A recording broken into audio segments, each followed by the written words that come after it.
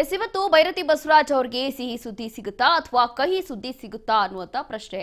ಬಿಕ್ಲು ಶಿವ ಕೊಲೆ ಕೇಸಲ್ಲಿ ಭೈರತಿಗೆ ಇವತ್ತು ಜಾಮೀನು ಸಿಗುತ್ತಾ ಅಥವಾ ಇಲ್ವಾ? ಆಲ್ಮೋಸ್ಟ್ ಸಿಗೋದು ಡೌಟ್ ಇದೆ. ಹಾಗಾಗಿ ಬೇಲ್ ನಿರೀಕ್ಷೆಯಲ್ಲೇ ಇರುವಂತಹ ಭೈರತಿ ಬಸವರಾಜ್ ನಿಜವಾಗ್ಲೂ ಕೂಡ ಇವತ್ತೇನ್ ಮಾಡ್ತಾರೆ ಅಂತ ಹೇಳಿ ಗೊತ್ತಿಲ್ಲ. ಜನಪ್ರತಿನಿಧಿಗಳ ವಿಶೇಷ ಕೋರ್ಟ್ನಲ್ಲಿ ಇಂದು ವಿಚಾರಣೆ ನಡೆಯಲಿದೆ.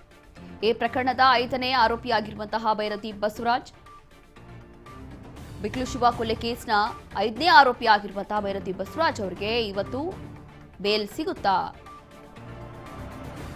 ಅನ್ನುವಂತ ಪ್ರಶ್ನೆ ಇದೆ. ಬೇಲ್ ನಿರೀಕ್ಷೆಯಲ್ಲೇ ಇರುವಂತಹ ಭೈರತಿ ಬಸವರಾಜ್ ಅವರು, ಹಾಗಾಗಿ ಜನಪ್ರತಿನಿಧಿಗಳ ವಿಶೇಷ ಕೋರ್ಟ್ನಲ್ಲಿ ಇಂದು ವಿಚಾರಣೆ ನಡೆಯಲಿದೆ.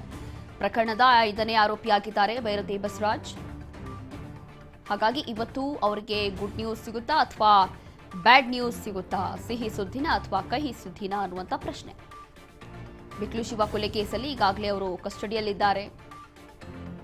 ಮೊದಲನೇದಾಗಿ 7 ದಿನ ಅವ್ರ ಕಸ್ಟಡಿಗೆ ಕೊಡಬೇಕು ಅಂತೇಳಿ ಕೋರ್ಟ್ ಆದೇಶ ಕೊಟ್ಟಿತ್ತು. ಅದಾದ ನಂತರ 14 ದಿನ, 8 ದಿನ, ಮೊದಲನೇದಾಗಿ 7 ದಿನ ಅವ್ರಿಗೆ ಕಸ್ಟಡಿ ಕೊಟ್ಟಿದ್ರು. ಅದಾದ ನಂತರ ಮತ್ತೆ 8 ದಿನ ಅವ್ರಿಗೆ ಕಸ್ಟಡಿಗೆ ಕೊಡಬೇಕು ಅಂತ ಹೇಳಿ ಸಿಸಿಬಿ ಅವ್ರು ಕೇಳ್ಕೊಂಡಿದ್ರು. ಅದಾದ ನಂತರ ಕೋರ್ಟ್ ಕೂಡ ಆದೇಶವನ್ನು ಕೊಟ್ಟಿತ್ತು.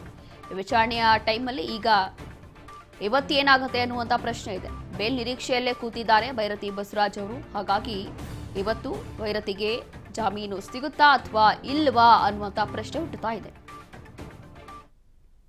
ಜನಪ್ರತಿನಿಧಿಗಳ ಕೋರ್ಟ್, ವಿಶೇಷ ಕೋರ್ಟ್ನಲ್ಲಿ ಇಂದು ವಿಚಾರಣೆ ನಡೆಯಲಿದೆ.